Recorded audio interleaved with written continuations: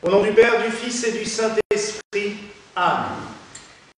Mes très chers frères et sœurs, en lisant, enfin en chantant la prose que je viens de proclamer avant l'Évangile, je me suis dit, après un texte aussi beau et magnifique, il n'y a pas beaucoup de choses à rajouter sur Saint Jean. Ne vous inquiétez pas, je vais bien trouver quelque chose à dire. Non, au cas où il y en aurait qui auraient l'espoir que je ne parle pas trop.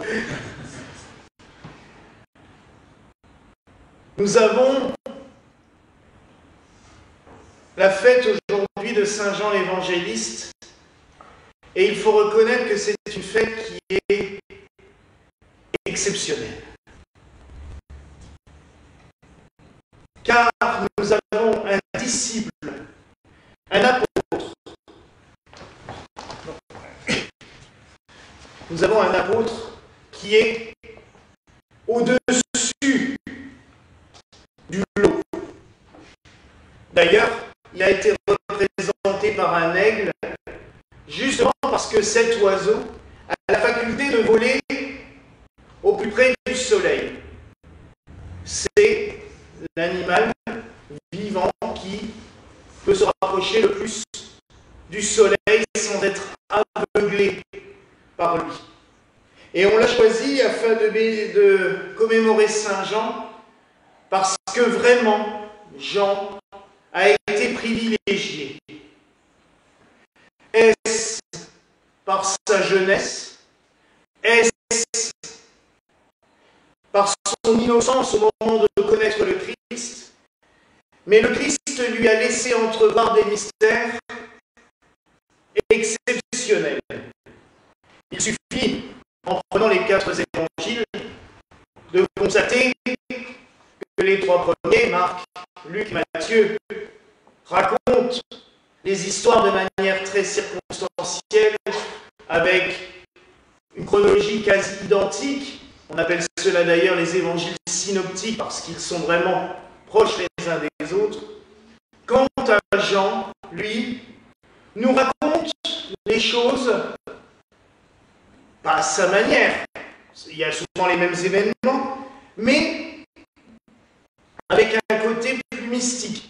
Il s'attarde moins sur les détails géographiques ou matériels, mais plus sur la substance de ce qui est ressorti de ces miracles, de ces grâces. Jean est aussi celui qui nous parle le plus du mystère de l'Eucharistie. Il nous rapporte les paroles de Jésus: « Je suis le pain vivant, descendu du ciel. » Il se rapproche aussi le plus souvent, il nous parle le plus souvent de l'amour. On dit même que Jean est l'apôtre de l'amour. Il est représenté en rouge, couleur de la passion. Et même sur l'icône où on le voit allongé devant, en train de recevoir la révélation de ce qui est le livre de l'Apocalypse, il est vêtu de rouge parce que c'est la couleur de la passion, de l'amour.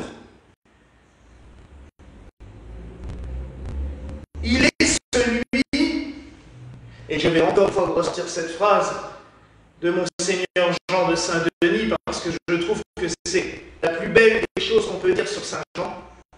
Il est celui qui, lors de la scène, a écouté les battements du cœur de Dieu. Et c'est cela. On le voit souvent d'ailleurs représenté, même sur la scène de Léonard de Vinci, on le voit avec la tête sur la poitrine du Christ.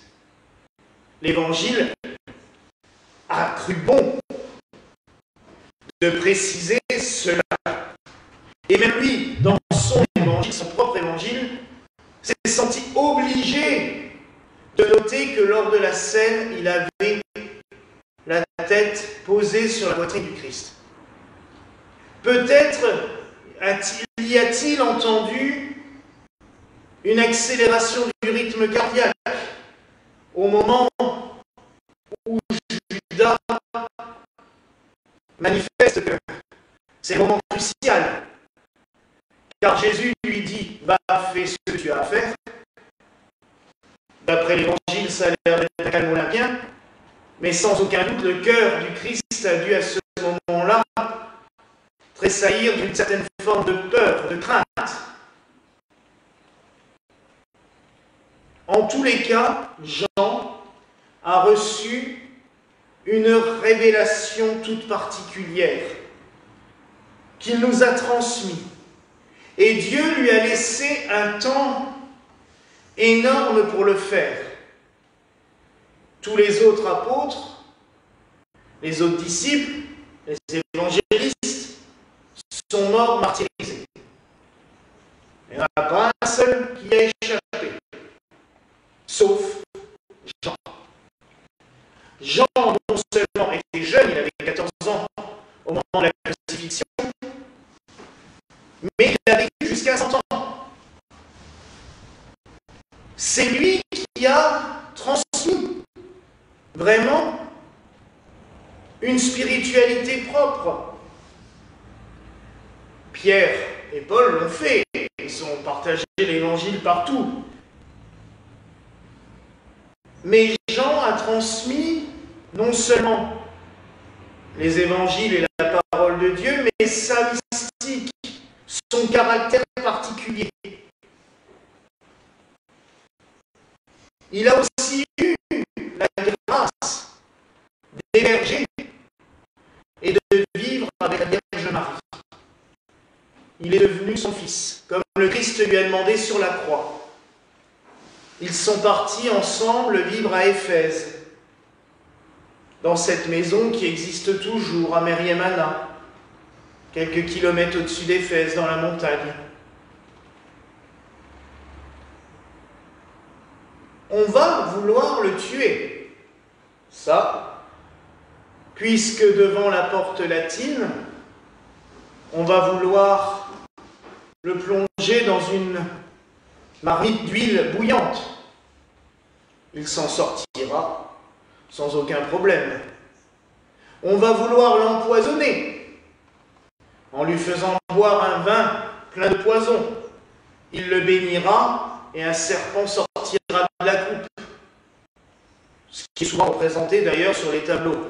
Et c'est pour cela que le jour de sa fête, nous bénissons à la fin de la messe une coupe de vin. Mais là, nous la bénissons pour qu'elle soit source de guérison. Et à la fin, tout à la fin, chacun pourra approcher pour la boire. Et nous lui dirons à ce moment-là cette phrase merveilleuse, bois l'amour de Saint Jean. Parce que c'est vraiment ce qui reste de Saint Jean. Enfin, je vais faire un petit peu de chauvinisme. Bon, il faut dire. Non, parce que Saint Jean a consacré un évêque, il a dû en faire d'autres, des anciens, comme on appelait à l'époque les épiscopos, ça voulait dire l'ancien. Il a dû en faire d'autres, mais il y en a un qui est connu, très connu, historiquement connu. C'est Polycarpe de Smyrne. Smyrne, ville pas tellement loin d'Éphèse, c'est l'actuelle ville d'Izmir. Il a consacré le premier évêque de cette ville, et Polycarpe a consacré, lui, deux autres évêques, Saint Pothin et Saint Irénée. Et Pothin et Irénée sont venus en Gaule, à Lyon. Ils sont considérés, avec les disciples du Seigneur arrivés par le Sud, comme les premiers évangélisateurs de notre pays, au tout premier siècle. Ils ont transmis à notre pays les premières bases de la liturgie. Parce que ça aussi, c'est une chose qui est reconnue à Saint Jean, c'est d'avoir transmis ce qu'il avait reçu lui-même de ses frères apôtres. C'est la façon de célébrer la liturgie à Jérusalem. Parce que les premiers disciples qui sont arrivés en France, Lazare, Marthe, Marie-Madeleine, Sidoine, tout cela, ils sont partis en 34 de Jérusalem, on les a exilés. Donc la communauté chrétienne n'avait pas eu le temps de se former et de forger quelque chose. Ils étaient des disciples du Christ, ils proclamaient le message du Christ, mais il n'y avait pas de célébration formelle. C'est les apôtres restés à Jérusalem, puis après Saint Jacques, qui ont codifié la liturgie en prenant 2 rites particuliers. Le rite de la synagogue pour le début de la messe, que l'on connaît maintenant, c'est-à-dire des chants, des hymnes, des louanges, des lectures de la parole de Dieu, et le partage du pain et du vin en deuxième partie. Au début, ils allaient à la synagogue pour la première partie et puis ils faisaient le reste à la maison. Puis par la suite, ils ont commencé à célébrer tous ensemble. Mais il est de tradition que Saint Jean ait transmis cela aussi à Polycarpe, Pothin et Irénée. Et ce qui fait que la liturgie célébrée en Gaule a été très vite différente de celle qui était célébrée à Rome par les disciples de Paul et de Pierre, qui avaient, eux, créé leur façon de célébrer. Mais en Gaule, le rite était plus oriental, parce qu'il était venu d'Éphèse, d'Izmir, pour arriver jusqu'ici. Saint Jean est considéré un petit peu comme celui qui a donné un élan à l'Église de France, et par définition à l'Église gallicane. Et la liturgie gallicane est connue pour avoir une origine johannique, comme on pourrait le dire. Donc, on peut être un petit peu fier. Mais je pense qu'il n'a pas laissé que cela dans l'Église de France et dans l'Église des Gaules. Il nous a laissé cet esprit mystique. Et on le remarque tout au long du Moyen-Âge, même à la période gothique encore, c'est que dans le rite gallican et dans les églises de France, les églises romanes, la décoration, les chants liturgiques étaient fortement inspirés par le livre de l'Apocalypse, justement, de Jean. Alors qu'à l'époque, et jusqu'en l'an 1000, le rite romain, lui, n'utilisait pas l'Apocalypse dans sa liturgie. Et encore maintenant, il n'y a que 2 fois ou 3 fois dans l'année où on lit un passage de ce livre. Alors que dans la liturgie gallicane, elle était extrêmement prolixe et elle puisait allègrement de nombreux passages de la liturgie dans les écrits de Jean. Donc vous voyez à quel point nous lui devons énormément de choses, même s'il n'est jamais venu jusqu'ici. Enfin, je voudrais revenir sur cette dernière phrase, sur cette phrase de l'Évangile. Jésus n'a pas dit qu'il ne mourrait point. Il a dit, qu'est-ce que je veux qu'il demeure jusqu'à ce que je vienne. Alors ça peut être une explication d'un phénomène, d'un prodige qui s'est produit au moment de la mort de Jean. Jean a été enterré dans ce qui est devenu par la suite une basilique chrétienne, sur une montagne au-dessus d'Éphèse. Mais quelque temps après sa mort, ses disciples ont voulu ouvrir son tombeau pour mettre le corps ailleurs. Et la tombe était vide. Jean, comme Marie, comme Joseph, est considéré par les pères de l'Église comme un disciple qui a été assomptionné par le Christ, préservé de la corruption mortelle. Et c'est pour ça que ça m'a fait un peu sourire ce matin, parce que quelqu'un a partagé sur Facebook, en mettant « Nous avons une relique de Saint Jean l'évangéliste dans notre chapelle ». Je me suis dit, j'aimerais bien savoir où il l'a trouvé, puisqu'il n'y en a pas. Il n'y a pas de corps de Saint Jean nulle part, et ça vous pourrez chercher, il n'y en a pas. Je sais que certains apôtres, les reliques se sont multipliées, mais là, en l'occurrence, Jean, il n'y en a pas du tout. Donc il faudra qu'il m'explique comment il avait réussi à en trouver une. À part une pierre de la basilique d'Éphèse, ou de Mariamana, la maison où il a vécu, il n'y a aucun moyen d'avoir une relique de lui. Mais ça nous rappelle quand même, et comme je le disais, que Jean a été privilégié, mis à part.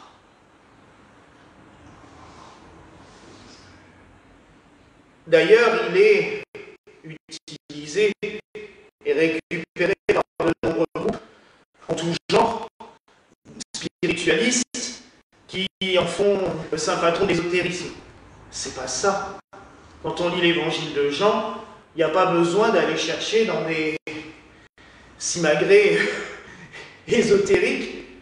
Il y a juste la pure doctrine du Christ.